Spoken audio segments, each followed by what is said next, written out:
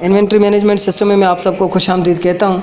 और अगर हम प्रीवियस क्लास की बात करें तो प्रीवियस क्लास के अंदर हमने अपडेट का काम किया था कि किस तरीके से आप किसी भी कंपनी को आप अपडेट करना चाहें तो आप उस कंपनी को अपडेट कर सकते हैं। यहाँ पर दो इशू आ रहे थे, एक इशू आ रहा था, वो ये था कि कंपनी हमारी अपडेट तो हो रही थी मगर ये जो डेटा है वो हमारा गुम नहीं हो रहा था।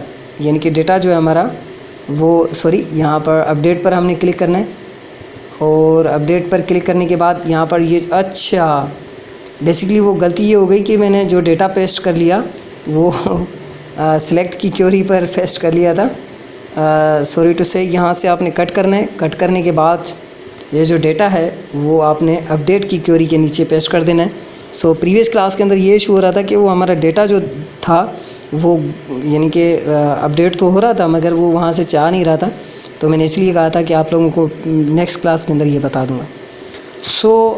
यहाँ पर आ जाते हैं और एक बार दोबारा से हम अपडेट करके देखते हैं और देखते हैं कि हमारा डेटा जो है वो अपडेट भी हो रहा है और गुम यानी कि वहाँ से जो हमारे टेक्स्ट बॉक्सेस हैं वहाँ से जा भी रहा है या नहीं जा रहा। थोड़ा सा वेट कर लेते हैं, एक बार हमारा प्रोग्राम चल जाए फिर उसके बाद हम इस डेटा को अपडेट करके देखते हैं कि हमारा डेटा जो है वो अपडेट हो रहा है। अपडेट तो हमारी प्रीवियस क्लास में हो रहा था मगर वहाँ से जो डेटा जा नहीं रहा था, तो वो हम देखेंगे कि टेक्स्ट बॉक्सेस से डेटा जा रहा है या नहीं जा रहा।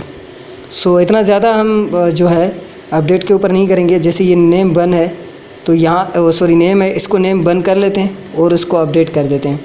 अपडेट करने के बाद थोड़ा सा वेट करेंगे तो यहाँ से देखें आपका डेटा गुम हो गया और यहाँ पर आप थोड़ा सा ध्यान से देखेंगे तो डेटा जो है नेम 1 के नाम से सेव हो चुका है। यहाँ पर आप देखें, सही है। अपडेट हो गया। अपडेट होने के बाद हम क्या करेंगे, आज डिलीट का काम करेंगे कि डिलीट कैसे करना है। बिल्कुल आसान सा काम है कि आपने किस तरीके से जो है डेटा को डिलीट करना है। बिल्कुल एक बेसिक सा प्रोसीजर है जिसको आपने फॉलो करना है और डेटा को डिलीट कर देना है।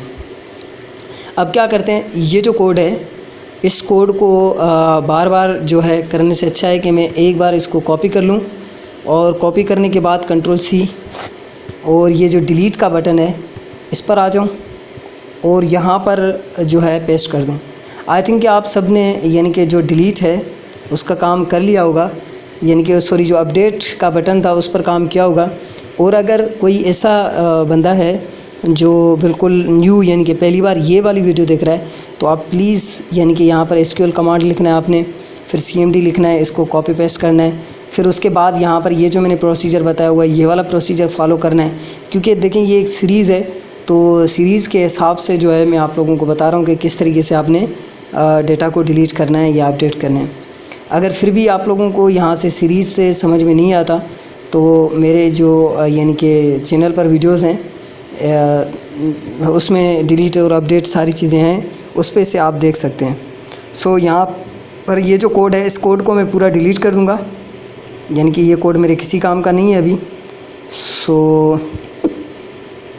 तो यहाँ पर हम आ जाएंगे और यहाँ पर आकर जो थोड़ा सा जो है ना एक काम कर लेते हैं हम, Ctrl+Z करके ना एक काम कर लेते हैं, वेयर ID = ये वाला काम कर लेते हैं।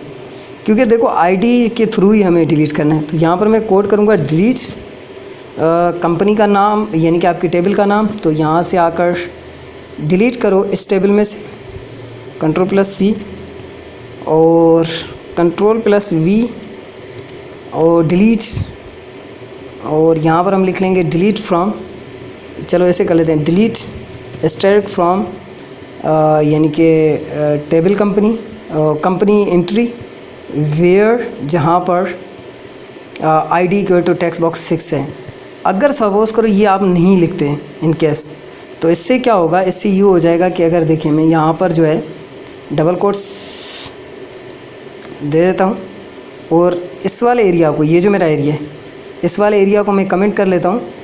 तो एक चीज़ मैं आप लोगों को बता दूँ कि अगर आप ये वाला कोड ऐसे करते हैं, ठीक है, ये वाला कोड करते हैं ऐसे, तो आपको एक एरर का सामना करना पड़ जाएगा। एरर का सामना तो नहीं करना पड़ेगा मगर ये हो जाएगा कि आपका जितना भी डेटा है यानी कि आपके जितना भी डेटा है तो वो सारा का सारा जो है डिलीट हो जाएगा। आपने ये नहीं करना और आपने अच्छा मैं एक बार इसको चला कर देखता हूँ और इसमें एक और काम करना है हमने, डिलीट पर एक कोडिंग करनी है कि do you want to delete this, ये सारी चीज़ें करनी है। तो अभी क्योंकि मैं नेक्स्ट क्लास में ये चीज़ बताने वाला हूँ कि किस तरीके से इसके ऊपर एक कंडीशन भी लगा देंगे आप कि आप क्या डिलीट करना चाहते हैं, आपसे ये पूछें, फिर उसके बाद आप इसको डिलीट करें। तो यहाँ पर देखें, मैं एक बार थोड़ा सा वेट कर लेते हैं। अब देखें, मैं किसी भी एक यानी कि डेटा को कॉल कर लेता हूँ और डिलीट का बटन प्रेस करते हैं और देखते हैं क्या हमारे सामने कोई एरर तो नहीं आता। तो यहाँ पर जो है एक एरर आ रहा है और फिर उस एरर को भी हम देख लेते हैं कि कौन सा एरर है। यहाँ पर हमें क्या बताता है कि थोड़ा सा जूम आउट कर लेता हूँ। ऐसा कर लेते हैं कि यहाँ से ये जो टर्मिनेट कर लेते हैं हम इसको, और यहाँ से देख लेता हूँ कि इस एरर का मतलब क्या है, नियर दिस। अच्छा, सो यानी कि स्टार नहीं लगाना होता, यहाँ पर डिलीट फ्रॉम कंपनी इस तरीके से होता है, तो ये ऑटोमेटिकली यानी कि डिलीट कर देता है। तो यहाँ पर ये जो स्टार था, मैंने स्टारिक जो था इसको मैंने हटा दिया, यानी कि आल वैल्यू को मैंने हटा दिया। अब ये होगा कि आपका जितना भी डेटा है वो पूरा का पूरा डिलीट हो सकता है। ये पूरा का पूरा डेटा जो है आपका डिलीट हो सकता है, मतलब क्या, ये डिलीट हो जाएगा। तो एक बार देख लेते हैं हम, यानी कि क्योंकि मैंने ऐसे ख़ास कोई कंडीशन भी नहीं लगाई हुई, तो यहाँ से हम डिलीट का बटन प्रेस करते हैं और फिर थोड़ा वेट करते हैं। वेट करने के बाद, सॉरी मैंने अपडेट किया था, मैं डिलीट का बटन प्रेस करता हूँ और वेट करते हैं। अब देखें, अब कोई भी डेटा नहीं आएगा, आपकी डेटाबेस में से सारा डेटा डिलीट हो गया, यानी कि आपकी जो डेटाबेस थी उसमें जितना भी डेटा था वो पूरा डिलीट हो गया। तो काइंडली आप इससे थोड़ा बचिएगा, क्योंकि अगर ऐसा किया तो आपका पूरा सॉफ्टवेयर ख़राब हो सकता है, आपकी पूरी डेटाबेस जा सकती है। अब इसमें देखें, अब मैं अगर यानी कि ये जो मेरी टेबल है, इस टेबल पर मैं क्लिक करता हूँ, हाँ, और हम डिज़ाइन व्यू में यानी कि एडिट टॉप 200 रोज़ पर जाते हैं और इस पर मैं क्लिक करूँगा तो देखें कोई भी डेटा नहीं आएगा, क्योंकि मैंने कंडीशन ही ऐसी लगाई थी कि डिलीट फ्रॉम दिस कंपनी, यानी कि इसमें से सारा डेटा आप डिलीट कर दो।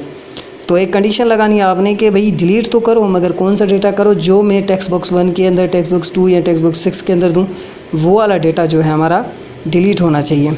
इस तरीके से थोड़ा सा वेट कर लेते हैं। मैंने इस पर यानी कि क्लिक कर दिया है, क्योंकि मैंने बताया कि मेरे पास 2 से 3 सर्वर चल रहे हैं। लारावेल का सर्वर चल रहा है, दूसरे भी सर्वर चल रहे हैं, तो उसमें थोड़ा सा इशू हो रहा है कि ये जो मेरा सर्वर है वो थोड़ा स्लो हो गया है। और आपने अगर सर्वर इंस्टॉल किया हुआ है तो कोई स्लो नहीं होगा, क्योंकि मेरे पास 2018 सर्वर भी चल रहा है और मेरे ख्याल में 12 भी चल रहा है। तो 1 से 2 सर्वर चल रहे हैं, तो इस बिहाफ पर ये जो है यानी कि मेरा जो सिस्टम है थोड़ा स्लो चल रहा है। सो दिखाने का मकसद ये है कि आप देखेंगे तो इसमें जो पूरा डेटा है मेरा वो डिलीट हो चुका है इसमें से, यानी कि ये देखें आप, अभी कोई भी डेटा नहीं आएगा। थोड़ा सा वेट करके देखते हैं हम। यहाँ पर देखें कोई भी नहीं आ रहा, नल ये इस तरीके से आ रहा है, यानी कि कंपनी नेम, आईडी वगैरह सब कुछ डिलीट हो गया। तो आपने क्या करना है, आप ऐसा करें कि एक बार दोबारा कंपनी को ऐड कर लें, कोई भी यहाँ पर कुछ भी लिख दें, ठीक है। कॉन्टैक्ट पर्सन में कोई भी नाम दे दें, कॉन्टैक्ट नंबर कोई भी रख दें। इसमें 2-3 चीज़ें और भी करनी है मुझे। जब भी मैं कॉन्टैक्ट यानी कि एड्रेस दूं या कॉन्टैक्ट नंबर दूं, तो उसमें सिर्फ नंबर ही एक्सेप्ट करना चाहिए और ये सारी चीज़ें यानी कि एक्सेप्ट ना हो। अच्छा, इसमें एक और भी काम कर लेते हैं कि डिलीट और अपडेट को हम क्या कर देंगे, एक नई क्लास में हम थोड़ी सी इसकी थोड़ी सेटिंग और करेंगे। वो चीज़ें मैं आप लोगों को नई क्लास में बताऊँगा, मगर अभी जो है इस डेटा को हम सेव कर लेते हैं। सेव करने के बाद डेटा सक्सेसफुली सेव, और यहाँ पर डेटा आ गई। तो अब जब भी मैं इसको डेटा को डिलीट करने की कोशिश करूँगा तो मैं यहाँ पर वेयर कंडीशन लगा कर डिलीट करूँगा कि कौन से वाले डेटा को आपने डिलीट करना है। तो मैं यहाँ पर आ जाता हूँ और यहाँ पर आकर ये जो कोड था मेरा, इस कोड को जो है मैं कर लेता हूँ ख़त्म, और इस कोड को मैं यहाँ से स्टार्ट कर लेता हूँ। सो और क्या, किसी चीज़ का कोई एरर नहीं है, ठीक है। और ऐसा कर लेते हैं कि मैं यहाँ पर आ जाता हूँ और यहाँ पर आने के बाद मैं इसको एक बार इस प्रोग्राम को चला कर दिखाता हूँ मैं आप लोगों को कि ये मेरा प्रोग्राम चल जाए। फिर मैं आपको बताता हूँ कि इसमें यानी कि जितने 2 बंदे 3 बंदे ऐड कर लेते हैं, फिर उसके बिहाव पर जो है हम डिलीट करेंगे। सो यहाँ पर थोड़ा वेट कर लेते हैं हम। यहाँ पर एक बंदा ऐड कर लेता हूँ ए के नाम से और सेव कर लेते हैं उस बंदे को, ठीक है। और एक और बंदा हम ऐड कर लेते हैं बी के नाम से, फिर उसको भी हम सेव कर लेते हैं, ठीक है। अब यहाँ से जो है मैं बी के नाम के बंदे को क्या है डिलीट करना चाह रहा हूँ। तो मैं इस बी वाले नाम के बंदे पर क्लिक करूँगा। आपने क्या करना है, क्लिक करना है इस पर, जिसको आपने डिलीट करना है, ए को डिलीट करना है तो ए पर क्लिक कर दें। ए का नाम यहाँ पर आ जाएगा, ए की आईडी यहाँ पर आ जाएगी। डिलीट के बटन पर आप प्रेस करेंगे तो देखें ए के नाम से जो था वो डिलीट हो चुका है।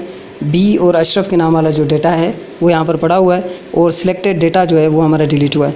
सो आई थिंक कि आप लोगों को समझ में आ गया होगा। आज के लिए इतना काफ़ी होगा। नेक्स्ट क्लास में मिलते हैं, तब तक के लिए अपना ख्याल रखिएगा। अल्लाह हाफिज़।